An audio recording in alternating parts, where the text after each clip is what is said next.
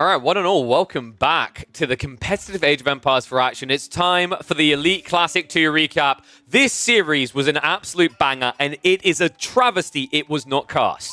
I'm here to fix that. VortiX versus Louis MT of Team Elephant. East versus West. That's right, this is a fun one. An interesting draft as well, actually. Got to highlight the interesting things that happened here, because Louis got a pretty big piece of it early on. The Ottomans were allowed through. VortiX, in fact, prioritized banning the Mongols, Chinese, and Malians alongside the Rus instead of going for the Otto ban. And I don't think he expected this on the opener. We were on Frisian Marshes to kick this off with Ottomans versus Ayyubids. VortiX was trying to get crafty, he was trying to get creative against what I think was meant to be an HRE pick, because Louis had access to Jeanne D'Arc, HRE, and Japanese as alternative picks. All three of those civs look better than Ottomans on a map like Frisian Marshes.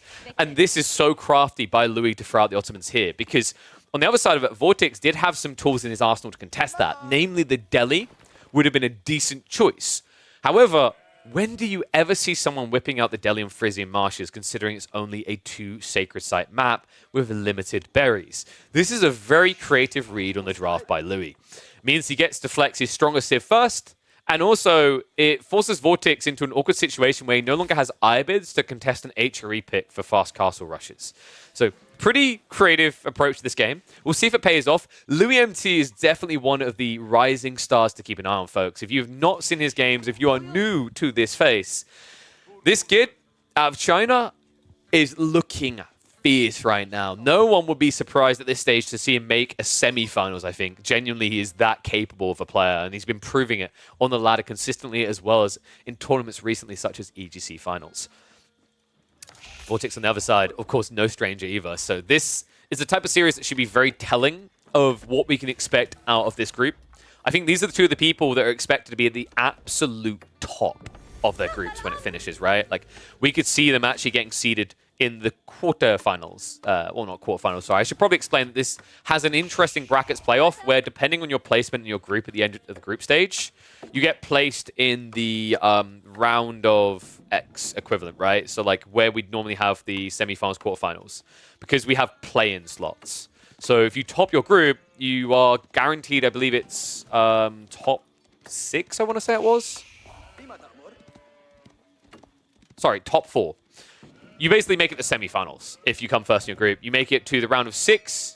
See what I mean? It's just weird hearing that. If you make second in your group, and you start in the round of 8 if you get any of the remaining slots. So yeah, should be a pretty cool one.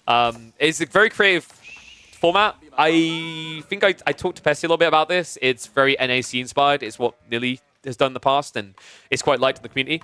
I personally would still love to see a group stage that only eliminates 2 players in total, and then sticks all the rest into, 4 players in total, and then sticks all the rest into a double elim bracket. But I am a Dota nerd, and that is in my blood. It always will be. We love those type of comps. Okay, so disappointment number 1 from Louis. I really, really was hoping that this was going to be a Sultanate Trade Network game.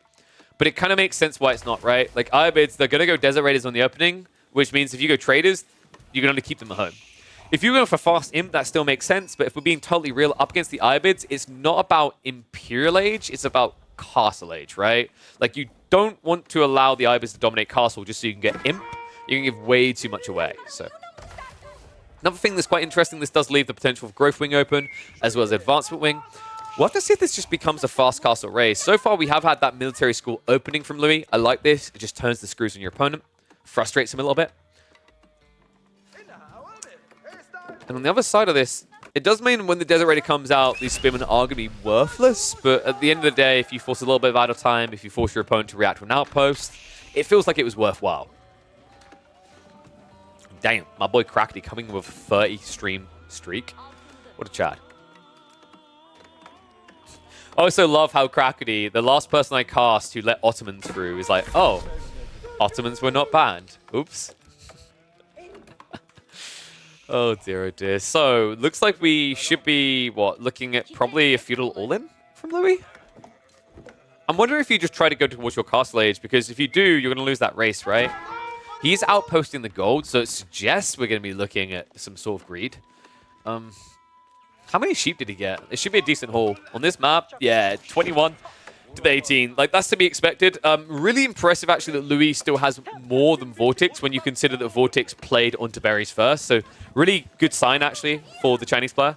Basically, it means he got, what, about 2/3, 3/5, something like that, of the sheep. Gives you a lot of flexi safely in your base. And we're going to see him move out in the stone here. So, there's two possibilities here. This could be either the military goal all-in, or this could be a second TC that still leaves you with flex. I'm a really big fan of 2 TC type builds to the Ottomans. I'm just not sure they're fast enough against a civ like the Ayyubids, who are always gunning for the relics, right? So if you want to contest that, that restricts you to two options, which is going all-in on feudal or rushing castle yourself. Nice damage on that Deserator. Barely gets away on just 7 HP. Louis, I feel like with the balance of his wood and stone, this has to be more military scores, right? No, because if you've got this many people on stone, right? This is... Okay, it is. There we go. So, 2 military scores, then castle, maybe? I'm trying to think the other way he could play this. And if he's going to stay feudal, like, what's the comp? I guess you just mass Sipahi. Mass Sipahi with some archers is pretty effective because these Desert Raiders have the range tag on them. So Sipahi will actually beat the crap out of them. And then also Sipahi, not the best against Camel Lance is the only issue here, right? So like if you want to play full feudal, you're going to have to go 1-1-1. And I feel like we don't see many Ottoman builds that involve spearmen, right? It's typically archers and Sipahi or move up.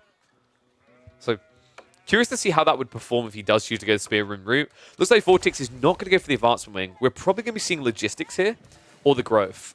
Growth is really popular. It's kind of weird. You think logistics would be better, but although logistics saves you some resources in terms of like the cost of your dervishes compared to what you save from advancement wing, the reality is that while it gives you this timing on dervishes, this is adding in something you otherwise can't have, right? Like, even if you were to go multi-TC, the eco lead is something that's just built in there. It's ingrained in it.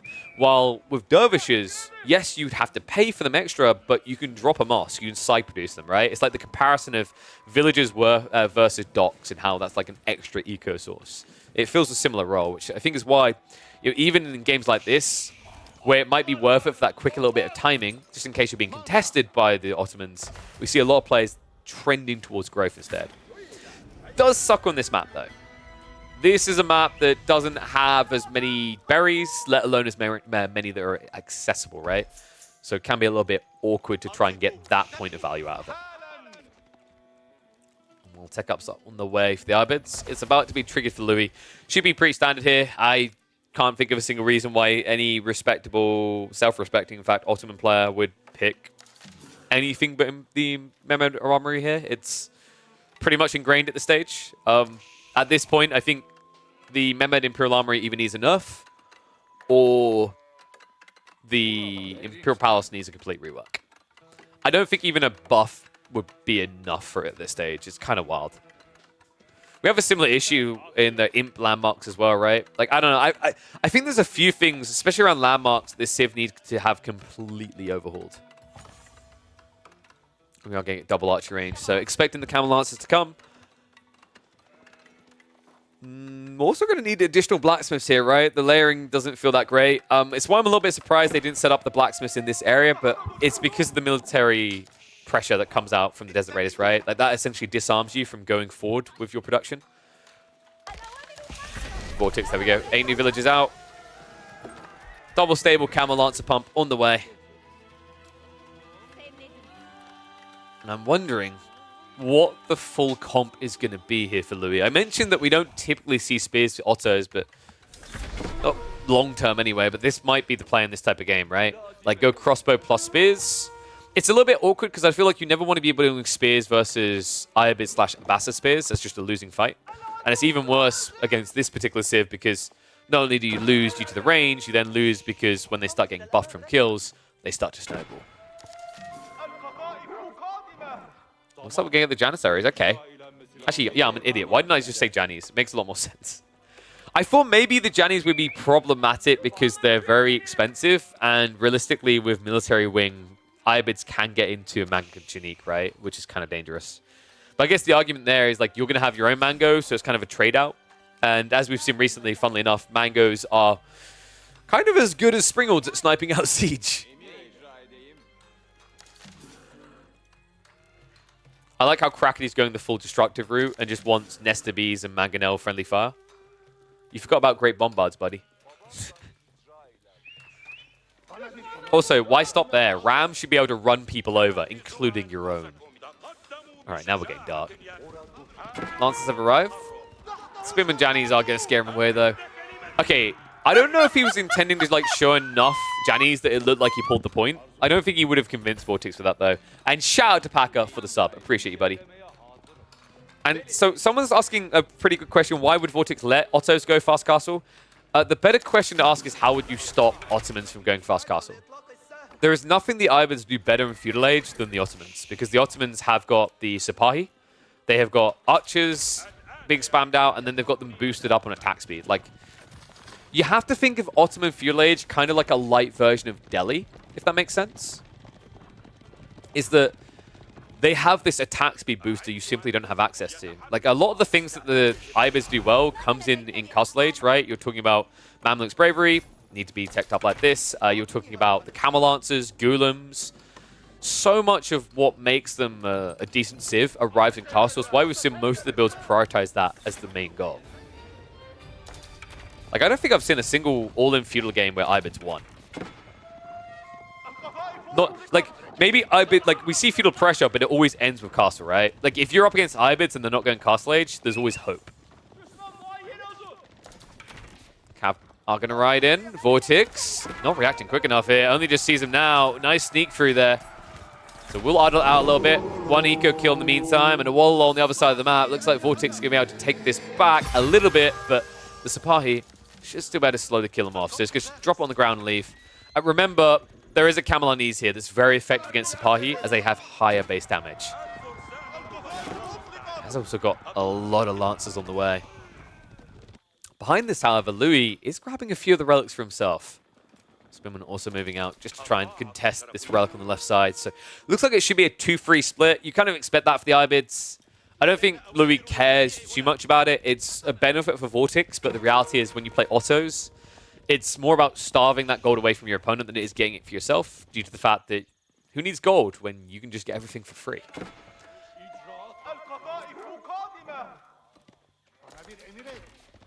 So who do I favor in this position? I mean, VortiX does have the eco lead due to what he done, right? But like, until he adds in an extra TC, I'm not very content with the state of the game for him.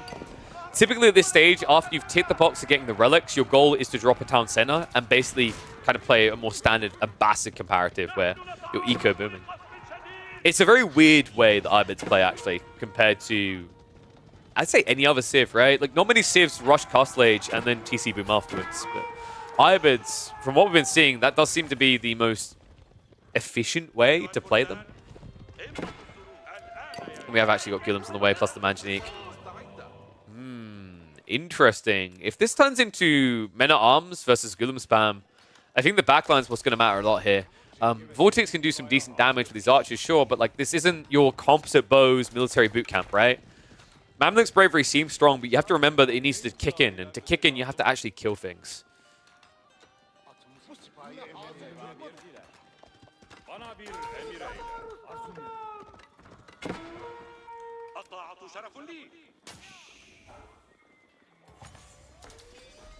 Interesting take. I actually do think the Ottoman landmarks are part of the issue. I think any civ where the landmark choice is 80% plus favored to one landmark over the other, it's a bad design and needs to be reworked. Ottomans aren't alone in this issue, but they are definitely king of the pack. You never, ever, ever see anything but Madrasa, even after they buff the trade. You never see anything other than the Mehmed Imperial Armory. And then the only time you will ever see a Seagate Castle is when someone is so flat out dead, they need it to survive. Even then, they know they're not going to lose. They're not going to win the game anymore, right? Like, it's that crazy of a skew. Louis. Keeping up the rates of supply, though. I like this. You know, there's no textile still coming out. VortiX kind of desperately needs the food. You start with so many sheep, you burn through them quite quickly, especially when you're adding in Gulam mass like this. So supply, he'll just keep tickling away in the raids. We'll force the reaction of the camels, but realistically what's happening here is elsewhere on the map, there's no pressure, right? Like, Louis doesn't have to guard himself. He doesn't have to spread himself thin. There's no real necessity to get extra defenses up. The only reason you're seeing it now with the outposts and the walls coming in is because, oh Jesus, is because he wants to try and move out from his base and not have to defend at all.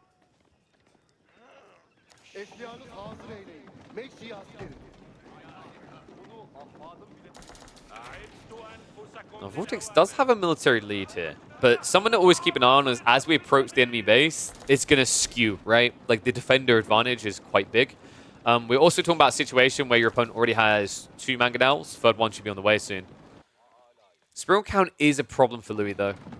Sabahi could be tricky here, but the problem is they're split across the map, right? He's got a few at home and then others out on the flanks. And to be honest, they are losing to these lances.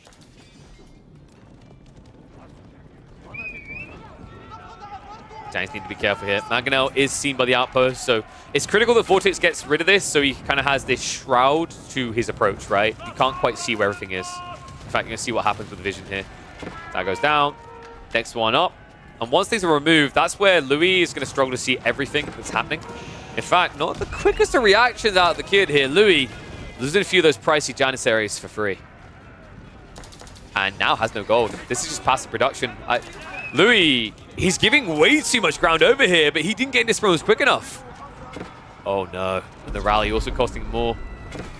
Eco about to be exposed. VortiX, what a read. What a timing here. Mango shots are going to come in big though. He caught him start stepping over himself. Mangoes, they spread it wide. They get a good wallop, but it's not as good as the opener from Louis. VortiX going to stand his ground. Mostly just archers remaining, though. Siege is all going to be gone on both sides. And VortiX overstays his welcome. Louis, what a great strike there. Now massmen arms coming out, right? Only archers to deal with them. No crossbows. Means that Louis will be able to hold this. Wow. What a fight there. I mean, you can say what you want about the Janissaries, but the biggest detail was that opening wallop. VortiX, he tried to shift backwards with the mango shots incoming, and he ended up stacking his archers on top of his melee units. He got hit straight in the center for basically double what would be normal damage there. Great opening flurry. Cracked the hard backline of VortiX and made it so easy for the rest of the army to push on through. VortiX now having to leave the base and reset. And behind this, second TC now added in, so Louis is about to start escalating on the eco. Moving out. Timing might be perfect for this. Manjanique, not built yet. Big shout to Lucy. He wants to send people to see if his brother can win. Thank you for the raid, my friend. Game 1 of VortiX versus Louis. We just witnessed an insane hold there by Louis. One that looked like it might just be a cruise win for VortiX. VortiX, of course, not someone to ever let go. Like a dog with a bone. He sees an opportunity to attack again. Villagers moving out the flanks. Well, lol. Louis says, hey, I'm bringing one home. Clearly he's spending too much time with Beastie at the moment. Mango shots coming in. That's some awkward freebies there. Louis, a little bit ambitious with the outpost. Unnecessary as well. You just need the vision. You don't need the full defense, right? It's nice, but realistically, this is all about sight. This stealth forest is problematic. You can see what it's doing to him here. I love the way that VortiX is exploiting it. No. Louis does have a second TC, but what I want people to be conscious of is he doesn't have safe resources right now. He's playing dangerous games out in the gold here. If he ever gets spotted, he could just be dead. Spies are going to raid in, though. Still no textiles from VortiX. This is kind of getting expensive, no? Like, he's lost 15 workers through the course of this game now.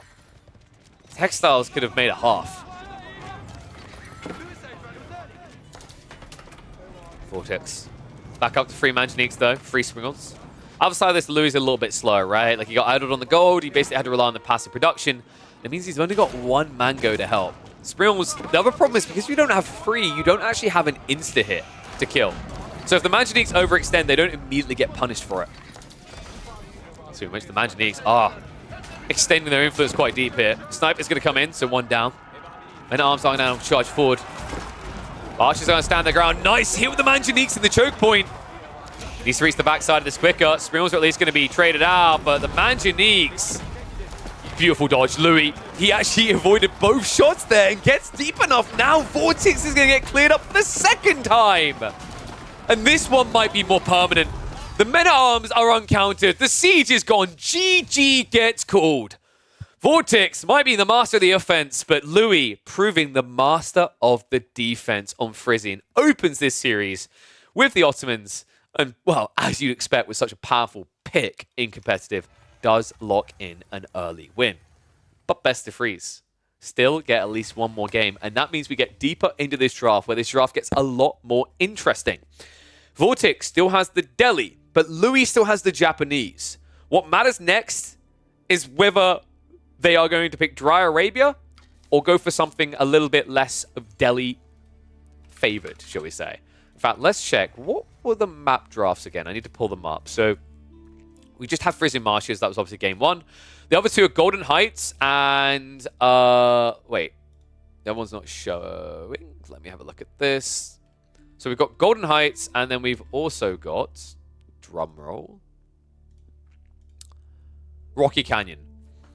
Oh, that's interesting.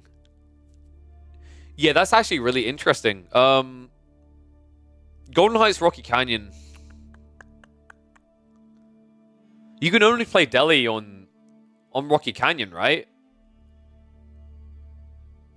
You can't play on Golden Heights. So that's even more interesting to me, because if you can only play Delhi on Rocky Canyon and Golden Heights isn't really ideal for them, what's surprising is the fact that because it's Golden Heights, Louis, with his draft, like he basically has 2 choices, HRE or Japanese, because of the water, right? He chooses Japan. But now, VortiX gets an opportunity to strike back, because what's strong on a map like this, like if you had 1 pick, it's pretty obvious, right? VortiX is going to go for the English, so it almost feels like Louis should have anticipated this, and it almost feels like it's a throwaway, but if it's a throwaway, why? Because now this potentially leaves Louis' draft weaker, right? Without the Japanese to counter the Delhi, it could open the doors for a turnaround for VortiX. And it all begins here. We hop into Golden Heights, game number 2 of this best of 3. 3 villagers already being pulled across the water side. Louis with the Japanese is not going to contest that. He cannot. And this is a difficult matchup. He's going to try to sneak a villager, surely. He's going out for the farmhouse first, but like... No, he's legit just going to go feudal. Dude, I don't know how you do this then on this map, because here's the thing. If the English go for a dock and they start fishing, you can't build Shinobi. Like, this is the worst matchup to go cook a township in. Because remember, the Shinobi, they are susceptible to range fire, they take more damage, and you'd be up against Lombos that have more range, right? So you just can't gap close them. You can't pull a villager early on unless you sneak it. And the issue is, like, VortiX is smart, right? He's not going to give that up for free. He already scouts wide to check for you. And the reason he can get away with this, right, is because he doesn't need much food on land, because he knows he's going to get the fishing for free. Yeah, this is tough, man. I feel like the only way that Louis could have contested this is with, like, the old, very old build, where, like, once upon a time when Onabagisha were allowed in Dark Age. It would be the only way. The only possible way. But long gone are those days, right? So your only options here would be to build Spearmen. You just don't want to do that, so... Louis probably going to be going Kura Storehouse. Maybe you try to play, like, 2 TC. And also, in fairness, I would argue it's not completely unrealistic that Shinobi take damage from ranged attacks. I'd like to point out that they do not Naruto run, therefore they do not dodge things. Anime laws are clear on this. So fishing is going to already begin. So what's Louis' approach going to be? You know what? I actually think Louis, maybe the best way to do this would have been to have gathered some gold to start with and then moved across the stone, right? Gone for the TC rush build. Because I've got a feeling Louis is just going to try for a fast castle. No, he's actually...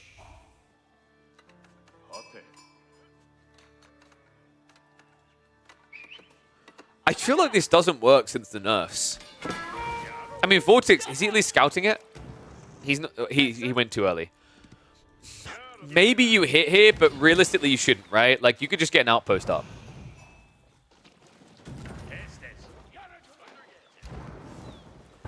I'm wondering what VortiX's thought process is, right? Because you have to anticipate this as the most likely choice. The problem, like, Coca Township puts a bad taste in my mouth now because of the nerfs. I think it's very hard to play this now with the 23-second wait time. It hits a lot better on maps like Mongolian Heights, right? Because the distance is half what it is on Golden Heights. This long walk could basically allow more than enough time for VortiX to react. I think VortiX is being a little bit greedy, right? Like, an outpost seems like a kind of no-brainer just to play it safe here. Yes, Shinobi will come out, but we have to remember he's still at least going to have fishing, right? The dock is not going to die quickly. What I want to see is whether Louis is going to try to pull a villager with the Shinobi to get his own dock up. So, tech up complete. 23 seconds out. And then what? Shinobi should take about another 20 seconds to get... Dude, there we go, straight away. Of course he wasn't being greedy. He was just waiting. And now we have a problem. So the Coca Township can't hit here. They can't... Well, they could maybe hit the Council Hall. It wouldn't be great, though.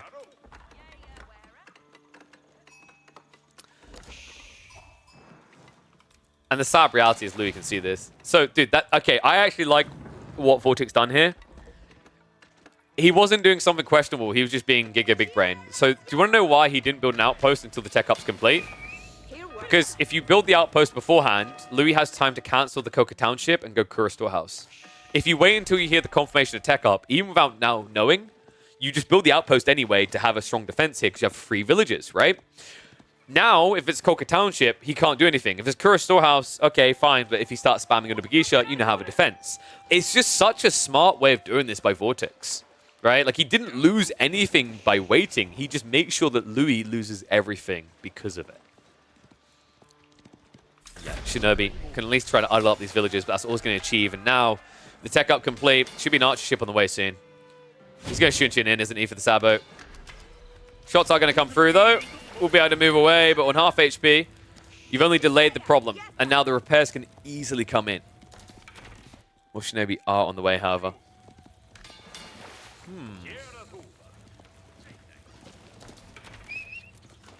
Scout. Let's get Garrison. Can you get the extra hits in? Oh, he does as well. Yeah, so this Shinobi's basically out of commission for like half a minute at least. It takes a very long time to heal, right? I think their heal is like 1 health every 2 seconds or 2.5. Actually, it might be bigger than that. Let's have a look. I think it's like every 4 seconds, right? Okay, well, he's not healing anymore. Sabotage is onto the outpost as well. That's not good. He needs another Shinobi now, or he won't be able to stop the dock from getting a unit out. Repairs are going to come in on the outpost, and VortiX will just garrison time. Another Shinobi is going to go down to this. He doesn't have Shunshin. This is getting so expensive right now. Another Shinobi being targeted. Louis is just stuck in a rut now. He's trying to buy time to get more horsemen out. It just doesn't work that way, though. And longbows have now arrived on his gold. Repair crew is going to be able to keep this healthy. We'll get back inside. Galley is now on the way. Scout is gone. This is over. Louis, it was a nice idea, like getting the horseman Shinobi line. It's pretty cool, but the problem is English villages, right? The short bows mean you can't contest early on, and the outpost just shut down the play. Lombo will even get a villager for his trouble around the back. So not a bad trade here for VortiX. Also keeps the horsemen away, which means you're trickling in to die. Now with the archer ship here, that should be the end of the aggression. Louis now basically out of good options. This is now where I feel like you enter a phase where what you're trying to do is force small errors to creep your way back into this game, right? Like, I don't see a clear, straight away, big punch, big win. This is going to be an uphill battle from here.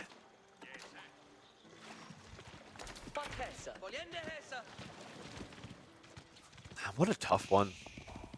I'm wondering if there's any other way Louis could have played the draft. Like, could Jeanne D'Arc have done more? I think it was the HRE, right? Like, English are still annoying against HRE, but I feel like HRE can maybe fare a bit better, right? You get a faster funeral timing, you spam men at arms. Because, like, men-at-arms won't get countered by one outpost, right? But Shinobi will. It's tough. Ifs and buts, right? Maybe he wanted HRE for Rocky Canyon, because we have to remember after this, VortiX has got Delhi and French left. HRE actually do quite well against both of those. So maybe that's the logic here, is that he wanted to save HRE for Rocky Canyon. This is kind of what can happen a lot of the time when you get into these best of threes, by the way, folks. Unless you completely outdraft your opponent, the goal is to try and get the game advantage, and then you essentially kind of throw away a civ. Not enough GG, you choked, you didn't even want to win that game way. It's more like, strategically, I want him to play his strongest civ now, right, in game number 2, so that I can have a better chance of winning game number 3. He hasn't built, in a way, he hasn't picked a civ that's just an instant loss. It's just he's reserved options, good options, to counter out in game number 3. So, Louis, moving now into Onobagisha. Without fishing, this is incredibly expensive. Longbow Spears also now arriving. Horsemen are looking for a counter raid, but it's just so difficult to dive English TCs. Wait. I'm not sure if that works. Okay, sometimes this game is a scam. Yeah, you have to go Onobagisha over Samurai. Samurai suck here. Like, Samurai do nothing. Onobagisha plus Horseman has mobility. And the whole idea is that the Onobagisha aren't there to counter the Lombos, they're there to counter the Spears. Like, if you don't go Onobagisha, you don't have a great counter Spears. You could try massing Yumi, and I actually don't mind the idea of massing Yumi against English. It's a bit like HRE marching drills archers, because you gap close so quick. The issue in this game is you'd be doing it against fishing as well, and I think that's the limitation for Louis. Like, if this was a game where they were both land and their timings were different and he went on the stone at the start and he had Daimyo, that's where Yumi would look a lot better. But this is a game where he contested fishing, he failed to contest fishing, he doesn't have Kura Storehouse to back him up later on, he doesn't have extra wood coming in, he's up against 6 fishing boats and 3 fishing villages. Like, economically, Yumi can't save you if you don't get yourself some sort of escalation point, such as a TC here, or fishing. Shinobi? Okay, that's 240 resources down the drain. I think, did he kill a worker there? No. He didn't kill anything. Yeah. Louis looks about as lost as the DVD set at this point. I mean, it's pretty grim. His best hope now is to try and find a way of macroing up towards castle. I think he's just paranoid about that, though, because to get there, he has to play onto risky resources in front of his base against a civ that's building into feudal army. Dive comes in. Lombos are going to start a step away from this into the choke points, but the Onobagisha just can't get around on top of them. TC's assisting as well, so the arrow fire is starting to add up. Just a few spearmen, men-at-arms able to hold this back. And Louis, once this army's dead, I mean, there's no easy recovery point from this. This is expensive. Man, only 2 Onobagisha left of the raid force. Louis now trailing by almost 20 military in this game. And I'm hoping that Samurai is a misclick, because if that's your hope, the last Samurai is your hope, it's going to end just like the movie. Army's on the move. Louis, he's starting to macro up towards castle. The problem is that you didn't start macroing towards castle before that attack, right? You added in a few extra units, and this means there's a window of op to shut this down. English are one of the better civs at stopping these castle age builds from Japanese, because even when you condense the build next to your TC, they can reach in and snipe with the Lombos. Speaking of which, we can do exactly that before we even get the tech up. 2 more villages down. Louis now trailing by 15. I don't see a way that VortiX loses this anymore. This is pretty much cruise mode. If he wanted to turn this into a castle age race, he could win that. Instead, he's going to get the meat grinder going. Men-at-arms are going to flood in. So this is key. If that tech up begins, he's going to dive the base. And I think Louis knows that. GG gets called. Quick game number 2. Does mean we're going to get that third. Strategically, it makes sense to extend what Louis has done here. We'll just have to see if it pays out in the final, because we are going to that third game. And it means that we are either going to have Delhi or French versus HRE or Jeanne D'Arc. this has to be a French game. You'd think Delhi would make a lot of sense on a map like Rocky Canyon, but there's a few caveats. If this is HRE, we saw HRE starting to struggle for a while against Delhi, but we've seen recently actually they can actually turn it around. They can play that long feudal. They can boom farms and then spam men at arms to still win. We saw a few players do it in the qualifiers. So like I think although for a while that matchup heavily favored the Delhi, it's a bit closer to 50-50 again. Maybe not fully in favor of the HRE like it used to be. On the flip side, if this is Jeanne D'Arc versus Delhi, that's where things get a little bit weird. We actually saw in the Beastie Beast series how much work you can do with Jeanne in the early game, in a game where he had no sheep whatsoever to speak of. So, could become very uncomfortable if you go that way. And it looks like he's not going to. VortiX instead is going to go for the French. This gives him a way out, but it also makes him predictable with that way out. Why? In this matchup, your goal, typically as the French, is going to be to TC boom. You want an eco lead. The reason it can be effective against Jeanne D'Arc is that Jeanne D'Arc hates civs that can build heavy cav in the early phase of the game, because that counters out both forms of Jeanne level 2. What can the French do? They can spam the crap out of heavy cav. Let's see if they're going to do that. We hop into the deciding game here between VortiX on the French and Louis on Jeanne D'Arc. Old versus new feels appropriate, right? We've got young player versus old player, and we've got young civ versus old civ. Should be a good one. Rocky Canyon, of course. I don't know, man. I kind of wish we kept Rocky River. There's something quite enjoyable about Rocky River. I think, in a way, I understand why we've been using this instead in competitive. To me, Rocky River, it used to have this identity around fishing to a certain degree, but it completely lost it when they nerfed the ponds from four fish rather down to 2. So now with no fish, it's all about the sheep rotations. And Louis, well, I mentioned that Beastie series that was cast on Saturday. This is already looking better than that one, right? He's got 4 sheep to start with. He actually beat VortiX on the opening rotation. VortiX got nothing. Oh, wow. Dude, this could actually end up being a very good haul. It's a little bit of RNG dependent, right? But realistically, I see Louis getting about 12, 13 sheep off this map.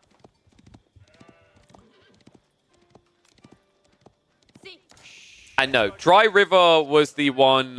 So Dry River was... So you had Rocky Canyon, which is what this one is. See? You had Rocky River, which is the combination of the two. And you were thinking of Dry River, yes. Dry River had little ponds on it with fish in, but so did Rocky River, which is the one that was on map rotation. Not in the tournament, but in pubs.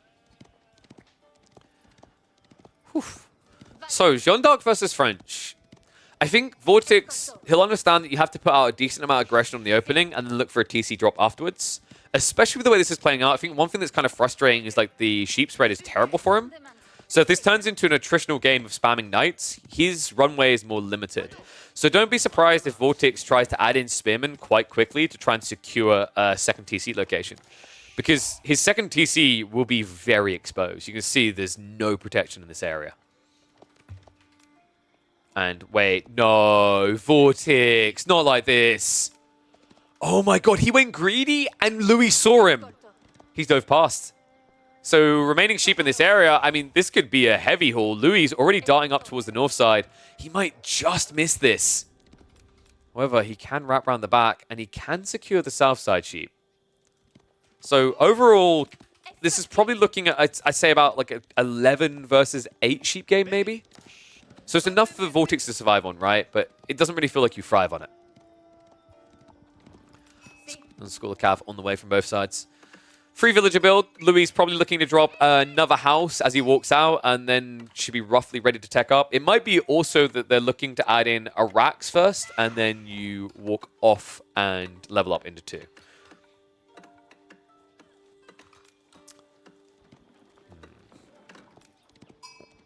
Scout moves around at the perfect time, right? If this is going to be a fast second TC, VortiX would already be moving across the stone. He hasn't done that. We're not going to see the same out of Louis anytime soon. Unfortunately, his spawn is atrocious for stone gathering. Both of them are pretty rough, but I think Louis is even worse because it's forward spawning. So this is, if anyone goes for 2 TC, they're going to need spears, basically. You can't do it for free in this matchup. Not with these spawns. If this was like your tighter spawn where the stone is behind your base, you could probably greedily rush it.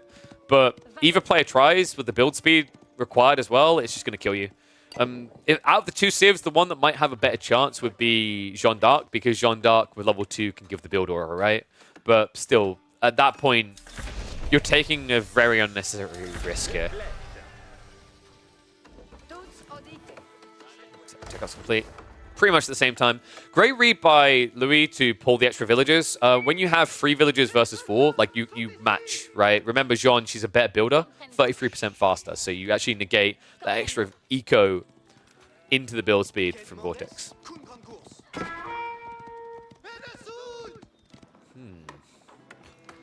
What do you think, guys? Jeu de le français or jeu de le Jeanne? 1's for French, 2 for Jeanne. This matchup to me, I think micro can define it. Like, you can actually win if you're good on micro, if you're better than your opponent. I think that this one, to me, is more of an outplay than just an outright, oh, GG, you fed. Because, like, with how premium knights are and how they can trade quite well, like, although Jeanne is a threat and feeding her XP is a threat, if you out-micro in the early game, Jeanne D'Arc just keeps dying. And if she keeps dying, nothing comes of it, right? Like, you are against heavy cav. It's same with, like, Roos versus Jeanne, is that is a civ that can also do a good job of contesting these Jeanne D'Arc picks. Nah, dude, the wall. Okay, well played by VortiX. However, that is Wood now going into defense, not into attack. And we're going to see the same on the other side. But what is this? Okay, remember how I said, like, someone's going to have to add in spears here? I love what they're doing to try and avoid that at all costs here. This is brilliant. Interesting part to me is the way that Louis kind of maybe overexerted. This is an unnecessary wall, right? Like, you could have walled here and then walled to here, and that would have been enough room for, like, 8 to 9 gold workers on the left side there. Same as what we've seen VortiX do. Like, VortiX was more efficient with his walling. It looks like it's just as long to a certain degree, but remember, like, every time you stop to click to a different way, you spend extra wood, right? So overall, he spent a bit less. Oh, looks like we've got Jeanne D'Arc here. Makes a lot of sense. You're not going to really go into the men-at-arms, into the spearmen, rather, like women-at-arms, words, because of, like, the lack of spearmen. Your opponent is going to build into melee other than heavy hitting melee, so you'll just die. The cool thing about going for the Hunter, it gives you a way of sniping low HP knights. So you remember what I said about micro mattering? This leads to a splattering. It's such a cool read by Louis. This is what's going to allow him to outplay in these initial engagements, and now we are going to see the Raxes added in. How interesting. Another thing about Louis is more likely than the next 10 Jeanne picks to go Hunter form. He loves Hunter form a lot. Part of this is because Louis sets himself up for the late game. In late game, Hunter form is a lot better. Once you get level 3 and beyond, Hunter beats Woman at Arms. And the reason is that you have an ability to counter siege in the late game. Something that the melee form doesn't really excel at.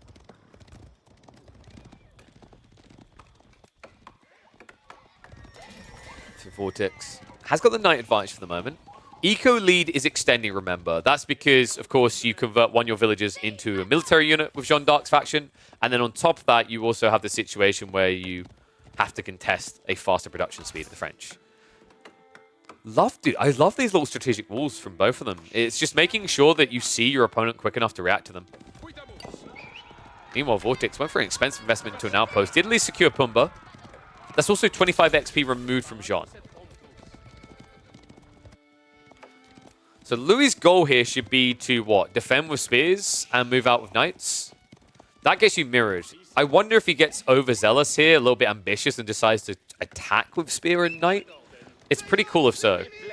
Also, keep in mind, like, Louis, he didn't go for the School of Cavalry drop with the Consecration, so he's not saving as much resources as sometimes we see, because he doesn't want to keep pumping knights non-stop, right? He's prioritized the villagers being cheaper.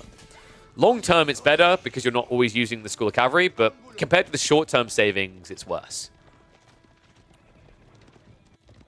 That's going to rotate. Dude, I love this. Like, this is the problem for VortiX, is you get seen coming because you have to rub up against the walls, and that gives enough warning for Louis to back away towards the TC. Just a great read there.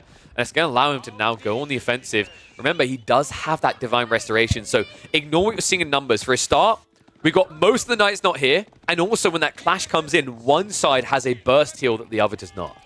A lot of arrow damage coming in for the Divine Arrows.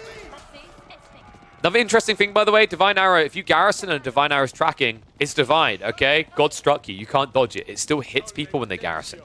So you're not safe, even if you think you're quick enough. VortiX waiting for the Knights to get back here. The way this is split is worse for him, though. Dude, Louis, on point with the micro, is going to expose Jeanne for a moment there, but now the spears can go in for the attacks. Smites come out. Divine Restoration is going to be used. Good peel back, but it did leave him a little bit exposed. Spearmen are being ignored, though. It looks like Louis just have to pull away. Good micro there by VortiX. A little misstep. Louis, at one point there, he pulled about 5 of the Knights back instead of just the injured ones. Second wave is going to scare VortiX away, though.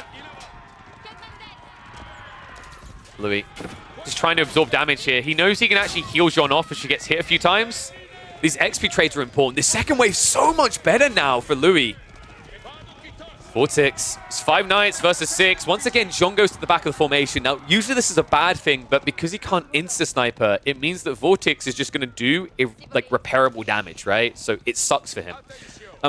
That was interesting, though. I think Louis, he microed halfway through that engagement, where he looked to pull one of the injured Knights away. He pulled away 1 half-hit Knight and 3 fairly healthy ones, and idled them out for about 2 extra strikes for VortiX's Knights. That gave an edge there, but the thing that recovered for Louis, I think people are asking, like, why was Jeanne not being targeted? It's this little plus right here. At a stage in the game where you're probably not going to have Chivalry yet, right? Because you haven't taken the fight. Chivalry already exists for her. So she's a very tanky unit. If you can't kill her straight away, it's wasted effort in a game where you're neck and neck.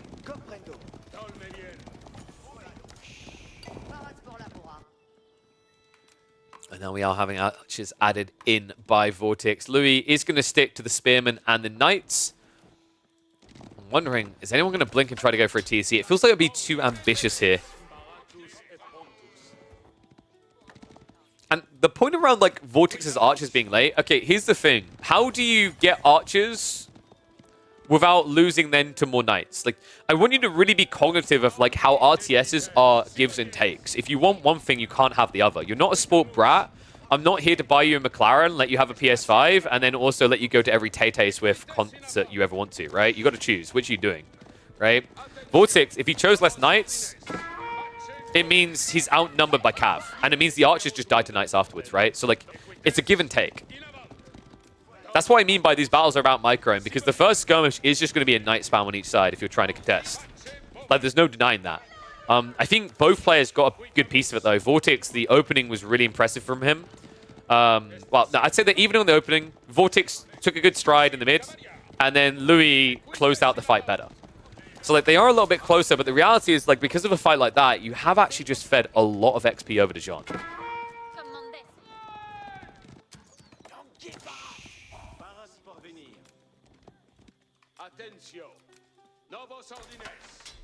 Do we actually have Chivalry for VortiX? We don't. Wow, he only just got it. That's actually a big advantage for Louis. A little bit surprised by that delay. He was prioritizing Steel Arrow, though, right? Louis, meanwhile, has yet to even drop a Blacksmith, which is really surprising considering you get more value out of the initial drop than VortiX does. Steel Arrow feels better overall, but realistically, when you're just running an entire melee army, getting a free melee upgrade, pretty rough. Steel Arrow, getting a little freebie there. It's going to move in. VortiX needs to react to this quick. Outpost is going to stay alive. It looks like Louis will have to back away.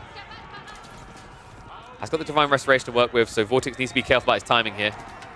Nice, I'm going to go for the charge in. Didn't want to commit, though. That's unfortunate. I just put the Spearman at the back side of this. Louis will be able to scare his opponent away, though. We've seen a little bit of hesitation coming out from VortiX. Doesn't want to feed over the XP. The dance that's going on here right now. Louis is going to have to defend soon, though. Remember, he moved out into the deer. It's going to be a defensive fight near his own outpost. VortiX does not want to take it, though. So we've really got to start assessing, like, who does this favor in 5 minutes, right? Because these fights, these skirmishes that haven't led to an overwhelming win one way or the other, naturally tend to lean towards Jeanne D'Arc because of the XP scaling factor. Especially when you consider the eco kills. A Knight went in, found another.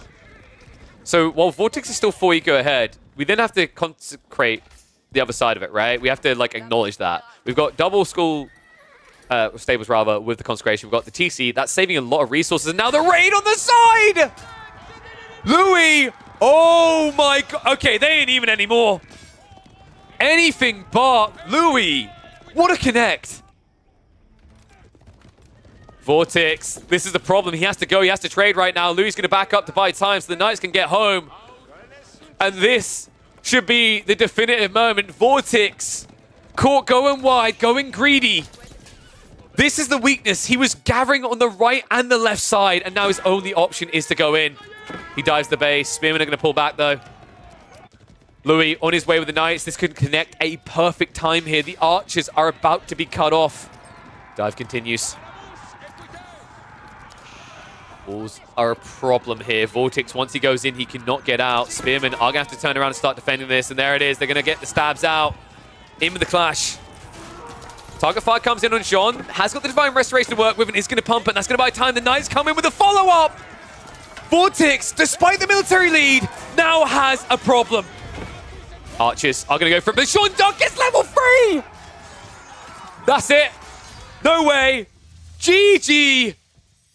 Louis, the pitch-perfect patience at the very end, getting the level 3 to deny even a kill on Jeanne, takes what many people would expect to be an unanticipated victory in a best-of-3 over VortiX. And what a way to do it. The way they drafted, the concessions made in game number 2, Louis accepted that was going to be what it was going to be. But, you know, some questions will be asked about this series afterwards. Why was the Ottoman pick allowed through? You know, other people were asking, why was the Delhi not picked in that final game? Because of the grind factor. When you're talking about the French versus Delhi matchup, we've seen recently that's a lot closer than it appeared. We even saw Lucifron able to beat B in that matchup.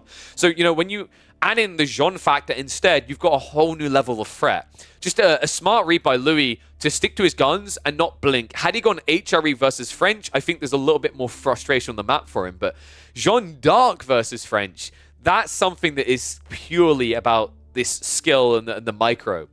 And I think what was really impressive in that game, we saw at multiple points from Louis, the patience to wait for VortiX to play both food flanks, the patience to wait to return home and take that fight, edging towards that level 3 for Jeanne. Magnificent details out the Chinese player. It's why he's been on my list to watch for a long time. It's why I'm expecting big things from him in this tournament, and a big win there over an absolute powerhouse like VortiX.